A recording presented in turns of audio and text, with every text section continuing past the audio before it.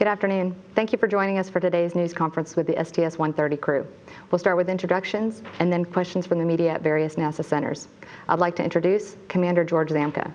George was born in Jersey City, New Jersey, and raised in New York City, Irvington, New York, Medellin, Colombia, and Rochester Hills, Michigan. He holds degrees from the United States Naval Academy and Florida Institute of Technology. He was commissioned as a second lieutenant in the United States Marine Corps after graduating from the United States Naval Academy and is currently a colonel in the U.S. Marine Corps. George was selected as a NASA astronaut candidate in June 1998. His first space flight was STS-130 in October of 2007, where he served as a pilot for the 15-day-long mission to deliver the Node 2 Harmony module to the International Space Station. George? Thank you, Nicole. Welcome to the STS-130 Crew Press Conference.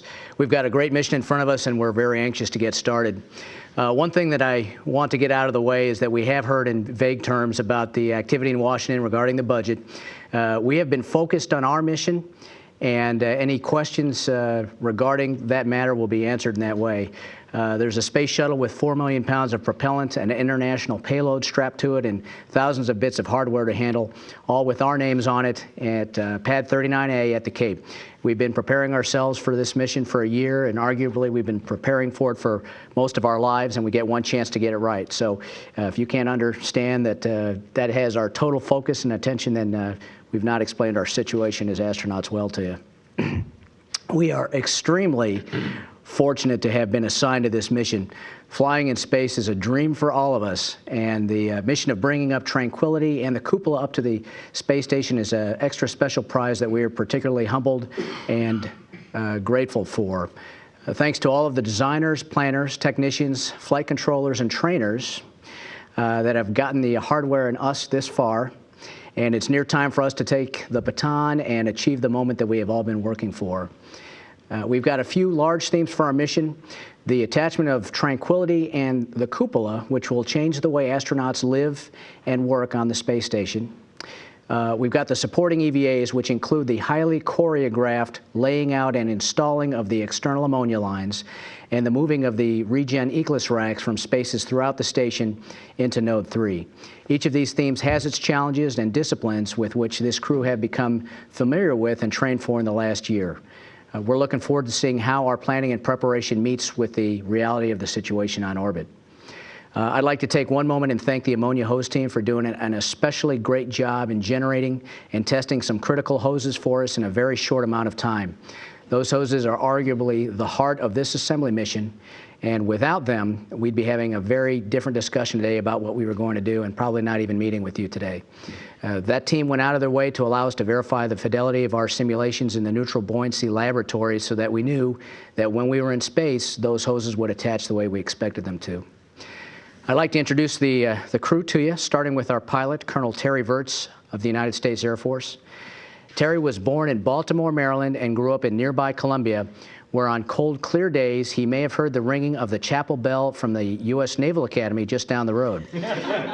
So upon graduation from high school, he went across country to the Air Force Academy and graduated in 1989 with a degree in mathematics. He went on to fly F-16s for the Air Force all over the world. Terry is an extremely capable pilot, very smart and proactive, knows all the ins and outs of his side of the cockpit and his own tendencies. He also provides a little levity at almost all appropriate times, which helps us all get along on the way. On our flight, he'll be the lead space station arm operator responsible for moving Tranquility and the Cupola to their final homes. Next is our Mission Specialist 1, Kay Heyer. Kay was born and raised in Mobile, Alabama, near the Naval Air Station in Pensacola, where all naval aviators get their start. Kay was one of the early women to enter the Naval Academy, and although she doesn't care to wear the mantle, she has quietly and successfully set a pattern for other young women to follow that want to serve their country in the Navy and want to fly. She is a captain in the Naval Reserves and has formidable organizational and recall skills. She's somewhat of a walking Rolodex, able to remember facts and details that most of us would just punt on, but that she has used to get us through many simulations and meetings in the last year. She is the primary shuttle arm operator on our flight and is our Cupola specialist. Next to Kay is Steve Robinson, our MS-2. Steve was born in Sacramento, California, and was blessed with a curiosity and a willingness to learn that shows in the many adventures, experiences, and areas of expertise that he has. Name any town, and Steve has either pumped gas, fixed an airplane, run a software company, or raised a bear cub from infancy there. The cub part I made up. He has degrees from UC Davis and Sacramento. This will be his 4th space flight, and he has no apparent limit to the amount of detail that he can absorb about our mission. He makes a lot of spreadsheets. To offset this seemingly outsized left brain lobe, he is also a rock musician and plays a mean lead guitar in the astronaut band. On our flight, we are using Steve's spacewalking experience by having him dispatch our spacewalks from the Endeavour flight deck as the intra-vehicular coordinator. Steve is also our expert on bringing Tranquility to life after she's birthed to the space station. Next to Steve is MS3. That's Nick Patrick. Nick was born in North Yorkshire, near London, and was raised there and in Rye, New York. Nick has made multiple trips across the Atlantic while growing up and holds degrees both from Cambridge and MIT. We try to get Nick to say words like issue just because he makes them sound better, but often he'll just snigger at us, which I now realize is his way of keeping us in our place. Nick worked on Boeing airplanes and has a keen sense of the human interaction with vehicles, as well as a slightly different perspective on just about everything, which is great for a crew like ours that is worried about missing something. Nick is our EV2 and will be attaching the ammonia lines to the lab. He will also be moving PMA-3 out to the end of Tranquility and is our shuttle space deployment and retrograde expert. Next to Nick is our MS-4, Lieutenant Colonel Bob Benkin, who is also our EV-1. Bob was born in Creve-Coeur outside St. Louis, Missouri, and has degrees from Washington University and Caltech. Bob was an Air Force F-22 engineer before coming to NASA. Bob is our lead spacewalker, and I rely on him very heavily for just about everything that goes on in that area. It's a very serious and complex discipline requiring forethought, but it's also very physically demanding, and Bob is always way ahead of events. He's a great communicator, having built good team relationships among spacewalkers, controllers, and trainers for the mission. He's also good for telling jokes that go way over my head that I get about 5 minutes later. He hasn't had to explain one to me yet, though. Bob will be attaching the ammonia lines to the Tranquility module. We're looking forward to your questions. Thank you so much, George, for those introductions. We'll start at this side of the room. If you can please state your name and affiliation. Bill Harwood, CBS. Well, Commander, about the budget. No, I'm just kidding. Really, for any one of you, it doesn't matter who. This looks like a pretty challenging flight. It's a critical module to get up on board. It really finishes out the U.S. assembly of the station, not counting the PLM, I guess, that'll be added later. But in terms of a complex module, ammonia hookups, electrical data, all that stuff, and then the cupola, which strikes me as a really interesting piece of hardware. If you could just describe maybe the overall challenge of the mission for us, I'd appreciate it. I'll take that one. Yeah, the mission is challenging, and it's unique in the sense that we are bringing up a node and also outfitting it. So whereas before my previous flight on STS-120, we brought up node 2, attached it in a temporary location, and then did some other tasks. On this one, we're attaching it, and we're doing a transplant of all the Eclipse racks into Node 3, which will change the way that the station is laid out. And what is also different about it is that it's shuttle crew that'll be doing that as opposed to purely station crew. We're going to have to go up there and find out how to interact with our station crew members, which have their operating methods well established. They've been up there. They know that station very well. We're going up there. We have currency on the procedures that we'll be using to move those racks, but we haven't worked with the racks the way they have. So in a sense, we're going up there. We'll have to build a team very quickly and learn how to work together to establish Node 3 in its permanent configuration. But is the baseline plan going in not to move any racks? And then is it looking like you got to have a mission extension day to get the racks in there, or are you thinking you can do it during the nominal mission? Yeah, well, the baseline up until a week ago was for us to move those on flight day 8. And what we're going to do now is we're going to try to get some processing out of the UPA and get that done, and we're hoping to get those racks moved in onto what would be a new flight day 11.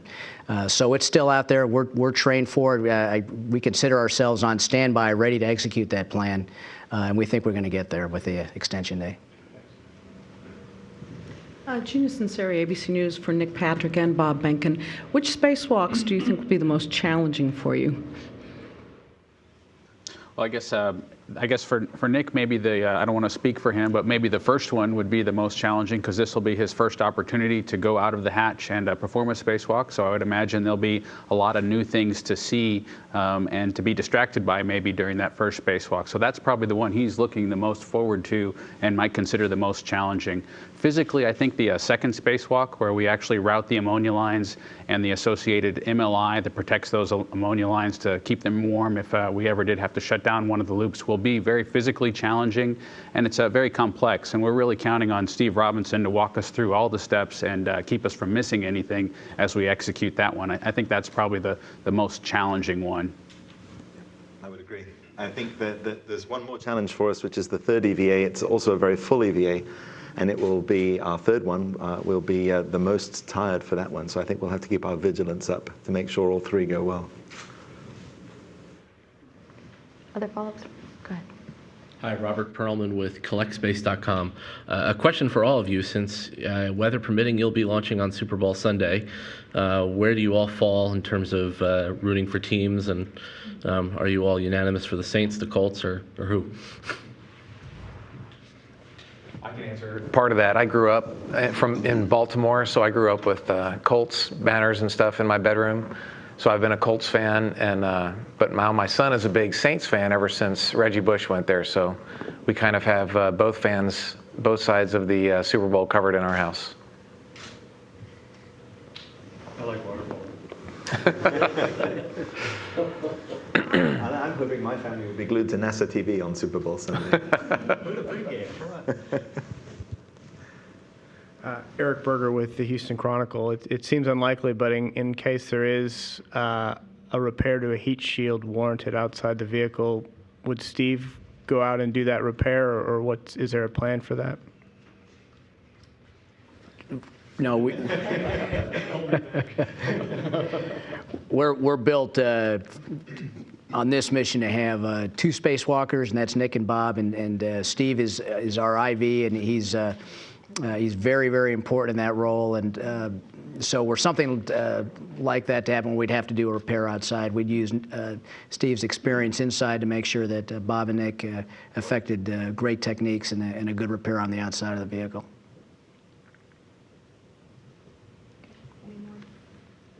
All right, Center. Hi, Greg Dobbs with HDNet Television. Commander, you said that the installation of Tranquility and the Cupola will change, your words, change the way astronauts on the station live and work. Would you expand on that? Oh, sure. Well, it'll make it easier for them, for one thing. Currently, we have a lot of those life support racks spread throughout the station, and they're in the locations where crew members are either doing scientific experiments or exercising or eating or other things, and then the volume in which they're doing all that is very small. Once those racks have been moved into Tranquility, they will be out of the laboratory spaces, so the labs can be for science, and Tranquility will become the home for the water regeneration system and the atmospheric revitalization and those sites, and also exercise. In its final configuration, the A-RED and T2 will be in there. So from that end, that'll be a big change for the astronauts. The other one is just having the cupola on the underside of Tranquility to have direct views for their robotic operations, and also just a great window on the world to be able to look outside. It'll be kind of a hemispheric place where they can look out and see tremendous views of the Earth. All right. Up here in the front row. This is Jill Tolk. I'm representing two different entities for the Bay Area Houston Magazine, and also the La Miranda Sun in the East Bay area of San Francisco. A dual question for both Nick and Steve. From a human interest perspective, how is 130 different or similar than your adventures on 114 and 116, respectively, especially considering the timeline with Shuttle right now? They're very different missions. 116 was, among other things, a crew rotation mission. We took Sonny Williams up, and that consumed some of our time. I wasn't doing any of the spacewalks on that mission, so for me personally, this is a very different experience, both in training and in execution. But I think overall they'll be fairly similar in that there'll be a lot of drama in space. We're doing exciting things on both missions. The Cupola and Node 3 are probably a little bit more exciting than P5 was, so that should be more fun to watch. But I would say I hope the experience will be just as good on this mission. I think it will. I'm not letting Nick speak before me anymore. He's too well spoken. My last mission was the return to flight mission, and today's a great day to remember how we got to that state, and it was a very successful mission, but there was a lot unknown. We did an awful lot of things that were brand new. We came up to the station for the first time, did that big flip over so that we could inspect the first time we had the boom and inspected ourselves, and first time we did any kind of repair on the heat shield, and there are many new things that we had a lot of questions about. It was a big resupply mission because nobody had been to the space station for a long time. This one's very different. This is a big construction mission. We're going to go and add not just a new room on the house, but probably the most complex room on the house that, as you've heard us talk, it's going to be a real challenging mission. Space shuttle crews don't normally do this. We normally add on the room and that gets sort of outfitted later. So these two guys are going outside to hook it up. The rest of the four of us are inside hooking it up. And so that makes it a very unusual mission in the whole, not just our own, but in the whole string of NASA shuttle missions. Thanks for that. I have a little bit of a follow-up for you, Steve. Earlier this month, there was a presentation about the Apollo 11 rocks and the Everest rock that was retrieved by your crewmate on STS-95. So here it is, that particular payload, you might say, is going up to be installed into Cupola. So what are your thoughts and feelings about that, where it kind of follows along with what you just said about things progressing? Imagine being in the cupola and looking out this huge series of windows and looking at the moon and having a piece of the moon right next to you. What's that going to be like? I have no idea. I'll come back and tell you. It sounds very exciting to me. Hi, I'm Rachel Hobson with Make Magazine, and I have a question for Nick and Bob for the spacewalks. You guys are the only spacewalkers on this flight. You're doing all 3 spacewalks, and you've done all kinds of training knowing what technical steps you have to do. What kind of endurance training do you do so that you don't, by the end of that 3rd spacewalk, feel completely wiped out? What kind of things do you do to keep yourself awake? Both of us spend a fair amount of time at the gym in preparation for this, but the best way to prepare for spacewalks is to do spacewalks, and we have the Neutral Buoyancy Laboratory. That facility provides us an excellent opportunity to understand the level of fatigue that your body's going to see as you go through the spacewalks. And one of the things we've been very careful about as we've designed the training for this mission is to make sure that we had those spacewalks close enough together when we did them in the training laboratory that we would get that same level of fatigue by the time the third run ran around. We'd have that same level of fatigue that we should expect on orbit. And we would learn how our bodies responded to it, and also the way that we needed to react, whether it was to slow down a little bit or to back each other up a little bit more, those sorts of things. So we tried to build the training template to give us 2 or 3 opportunities like that with runs really close together to simulate the on-orbit experience. My experience from my last flight, having done 3 EVAs on the previous mission, was that being able to see that in the NBL really did prepare me well for the time on orbit. And I'll leave it to Nick to see what he's expecting, I guess, here. I'm imagining from my experience in the NBL that 3 EVAs almost back-to-back with just a day or 2 between each of them is a bit like going to the gym 3 days in a row or 3 days a week and exercising exactly the same muscle groups and maybe exercising them quite a lot. You start out with some aches, and hopefully those don't grow to the point at which your capability is limited. And my experience, and I think it was Bob's too, and from our practice doing this in the NBL, is that these EVAs really are going to be manageable space the way they are. I need to say thanks to Steve, because when we were first assigned to this mission and we found out I was doing some of these EVAs with Bob, Steve gave me his hand exerciser from STS-130, and I've been carrying that with me in my car. So hopefully we're well prepared. I think we are. And that's just half of it. I can speak for these guys. These are, even though they went to, MIT and Caltech, they're still really smart guys. It's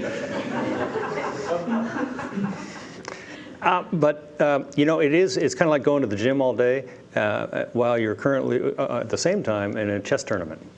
It's a very, very challenging mental exercise, and to plan ahead every second. And these guys are the best you're going to see. They're really awesome at that, and so. That's a good point. When I get out of the pool, I know my brain is generally more tired than my arms. So. Okay, next question. I'm Cici Varela with Univision National News. This is for Commander Zamka.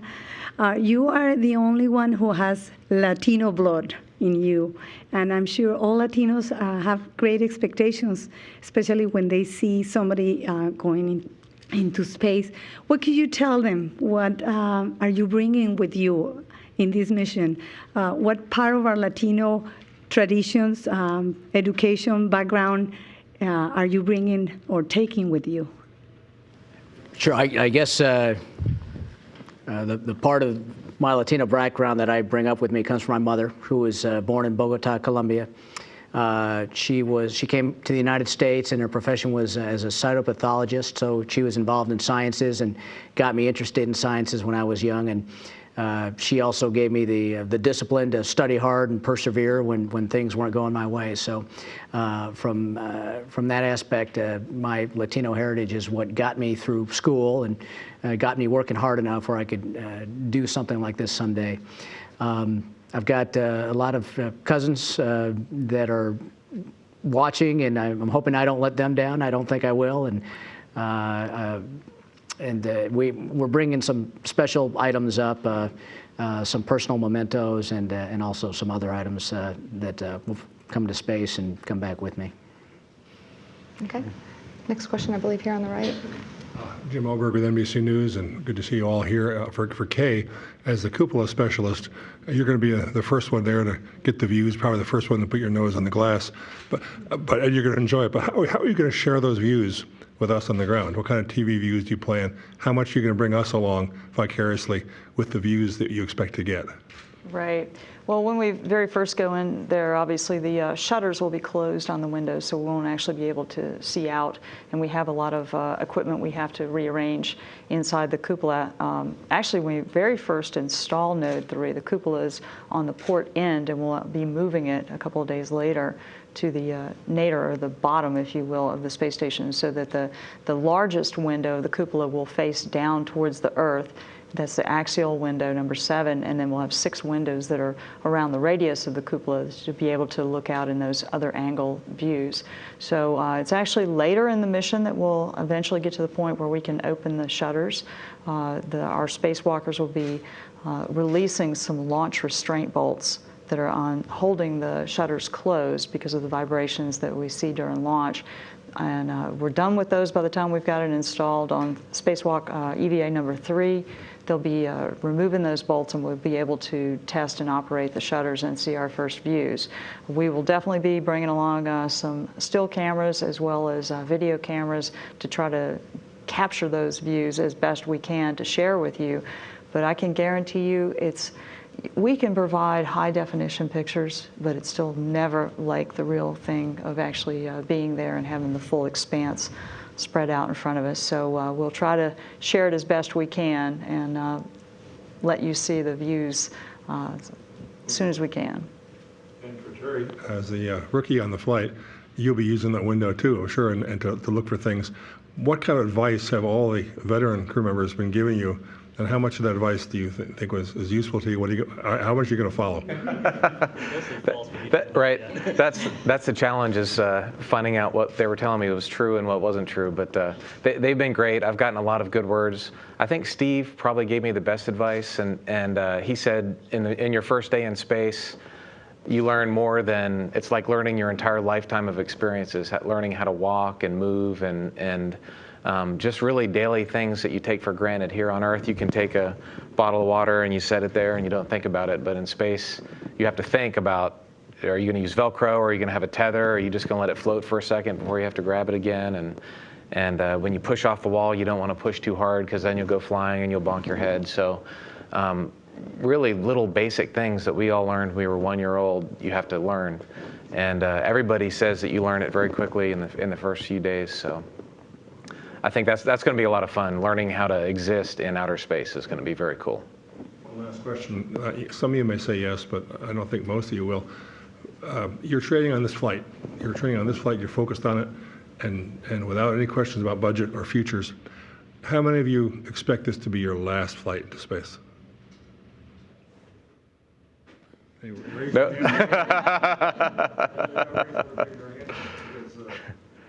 I'm glad to see no hands. I'm glad to see no hands. Yeah. Next question. And this for Kay. I'm Marianne Dyson with National Space Society. You're a role model for young women, and I wonder if you have some advice for those women who would like to become shuttle arm operators or well, station arm operators someday.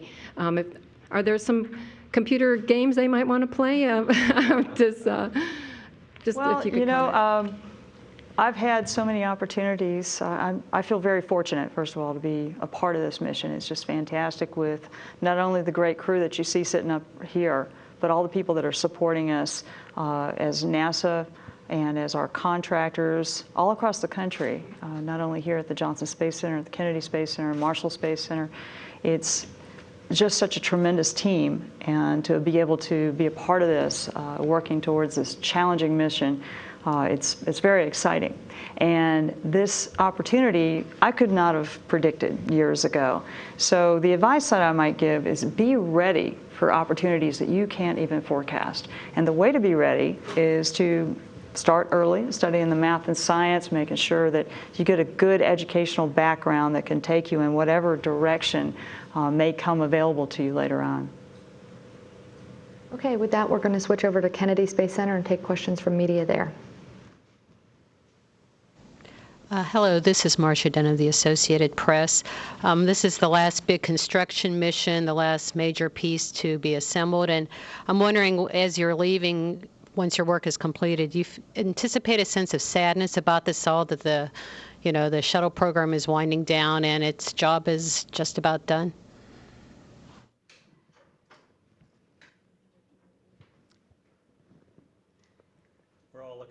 Marcia, trying to decide now, how are we going to answer this? You know what? I've been with NASA for a long time. I started working for NASA when we were still designing the space shuttle. And I think when we pull away from the space station and look at that amazing structure that human beings have put together, and you think about the audacity and the confidence that it takes to do something that crazy and successfully have put it together, I think our feeling is going to be of pride, a feeling of generations of engineers and hardworking people having done a job very, very well, and most importantly, opened up a laboratory to discover things we just don't yet know. How could you feel anything but thrilled and very proud to have done something like that? So I think that's probably more like how we'll feel. Thank you. And I wonder what the protocol is for who and how many can be inside the cupola when the shutters are open. Do you all plan to squish in as many as possible, or how do you think that'll all play out? Who gets to have ringside seats? There's not actually a rule on how many people we can have in there once Node 3 is up and working. It's going to take a few days to get the module activated, to have the air fans and filters working. Until that time, we will have restrictions. But after 2 or 3 days, when it's all hooked up and running, I think it's going to be up to us to make sure that we're safe and that we have a reasonable number of people in there. And I know that a lot of folks are going to want to go down there and look out the window. Todd Halverson of Florida Today. I think a couple of you are graduates of Florida Institute of Technology, and I'm wondering if whomever has a degree from FIT could talk about when and why they went there and what the experience was like. I can start with that one. I actually started at Florida Institute of Technology right after I left full-time active duty with the Navy. I started working on my master's degree before I actually started working at the Kennedy Space Center, and somewhere in the middle of my first quarter studying at Florida Institute of Technology, I got hired on at the Kennedy Space Center and was able to accomplish both at the same time. I was going to school at night and working at Kennedy Space Center on the Space Shuttle as an engineer. And I went there because they had a great program in focusing on space technology. And at that time, it was hard to find that type of degree. So it worked out very well for me. It was a very good experience. For me, it was going to the satellite campus that was at Patuxent River Naval Air Station, and a lot of my professors were some of the engineers that I saw around the facility there, and so that made learning particularly enjoyable, having some of the harder concepts explained by people that I knew so well. So it was a great place to learn for me. Thanks. And Kay, of course, is the first former Kennedy Space Center worker to be selected as an astronaut and fly in space. And I'm wondering if Zambo or others could tell me, describe her personality for me and what she's like to work with. I think I'll let Bob do that one. Actually, as part of the EVA crew, our training is actually quite a bit different than the folks who are focusing more on the flight deck. And I know that Steve has been the person who's kind of cross-pollinated between those two sides of our activities. So we don't spend a lot of time with Kay throughout the training flow for this mission. But I think both Nick and I, look to Kay as that person who always has that extra bit of information, someplace either buried in her head or buried in a piece of paper that she's got in her crew notebook, just ready to pull it out and give us that little extra bit of information so that we'll be ready to do our jobs even better. And so we've had her out at the NBL a couple of times, and she's taken an active interest in the activities that we've done out there, even though that isn't her primary responsibility on the mission, and we appreciate that as well. So those two things, I think, are probably the characteristics of Kay that I think are most shining and make her a great crew member for us to work with. You notice, Todd, that there's only 6 people on this crew, not the normal 7. That's because Kay's on it. We didn't need 7. And I'm not making this up.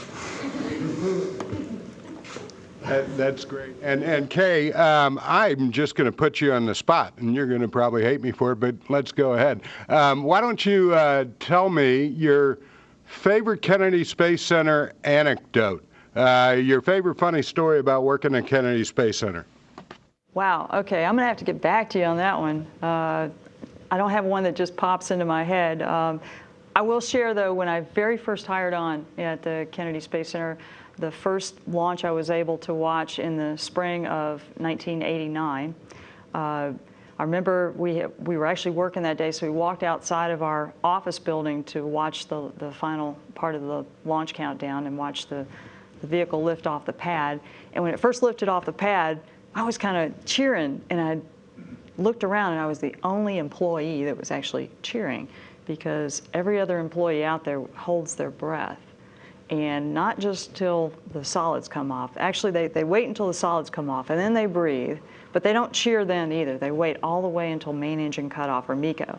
And that's when the actual employees cheer. So I thought that was kind of unusual. And if you watch folks that are attending launches, their first launch, most outside folks that don't work in the program will do that. They'll cheer as soon as it lifts off. So I learned the protocol, if you will, from that very first launch. I have an anecdote about Kay, too. I think we all do. Kay and I have probably spent the most time together on the crew. We went to Canada about 1.5 years ago for ARM training, and we're doing all the ARM operations together, and then we're doing a lot of the internal outfitting together. So we've done a lot of training together. And what Bob said is we'll be in a sim, and someone will say, hey, what are we doing next Wednesday? And then this schedule pops out, and Kay's got the schedule for next Wednesday. Or what happens when this electrical bus breaks? And then Kay brings it out, and she has the information. But the other thing about Kay, and you're talking about KSC, is the NASA Space Center there in Florida where we launch from.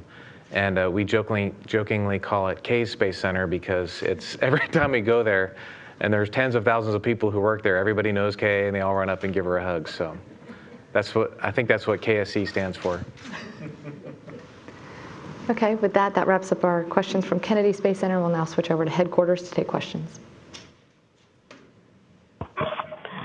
Thank you. This is Tarek Malik with Space.com. I've got a few questions. My first actually is also for Kay. Kay, you have the unique, I guess, opportunity on this mission. You're a veteran space flyer, but you're headed for the space station now. I'm just kind of curious what your thoughts are. I guess having that orbiter-only flight, knowing that there's this vast football field-sized vehicle that you're going to now. Oh, thanks. That's a great question because that is something I'm definitely looking forward to. My first flight was with a space lab, Neurolab on STS-130, and that was a fantastic mission. We had 26 primary experiments, and we had this lab up and running, just conducting just incredible science on orbit. But to go up to the International Space Station, where we have this tremendous facility that's so much larger and has so many greater capabilities, and the ongoing science that's going on there, and the future science that will occur there, it's just a tremendous, exciting thing to be able to see that and to be a part of that, and to know that we have that available to the international science community. Thanks. And for Terry Wirtz, as the first-time space flyer in the crew, you mentioned earlier what you're looking forward to for experiencing, I guess, life in space. But I'm wondering if there's one task or moment that you've got maybe your name labeled on. That's a Terry Wirtz moment. If it's just getting into space the first time, or adding a 40,000-pound room to the station with a robotic arm. If you can give me an idea of that, thanks. My crewmates are all giving me ideas, things like putting the landing gear down at the end of the mission. That's going to be an important task that I have. But there's going to be so many things on this flight. I told my wife when I got assigned to the flight that if I had to pick one flight to get assigned to, this would be it, because of the crew that we have and because of the modules that we're bringing up. It's rare to bring up one module, and we get to bring up two and activate them both.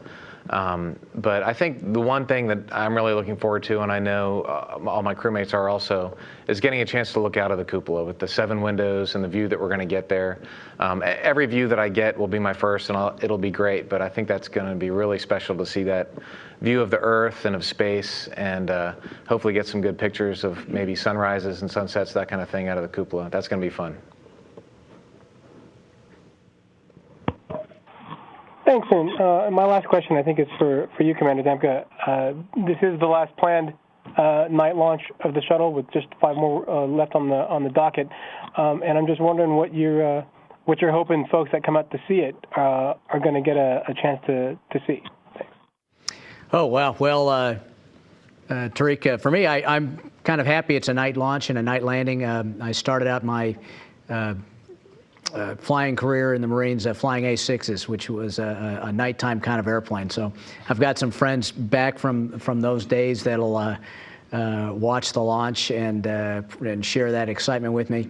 It should be spectacular. It'll be dark all around, and I think from the one launch that I've seen, there'll be a sequence of first very bright light from the solids lighting, and then sometime later there'll be the rumble as the sound finally reaches the crowds that are there, and it's going to light up the ground around them, and then it'll climb up into the sky. You should be able to see it, I think, as far as the Carolinas, if the sky allows it. So it should be a wonderful sight.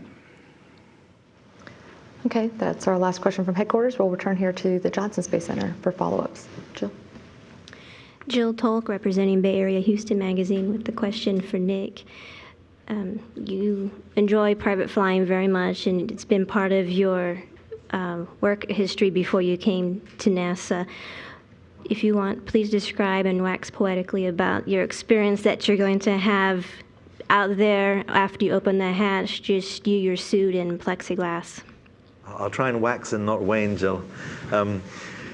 I think the EMU that Bob and I have been training to fly essentially for this mission, and that Steve has experience flying, is really like a little spacecraft.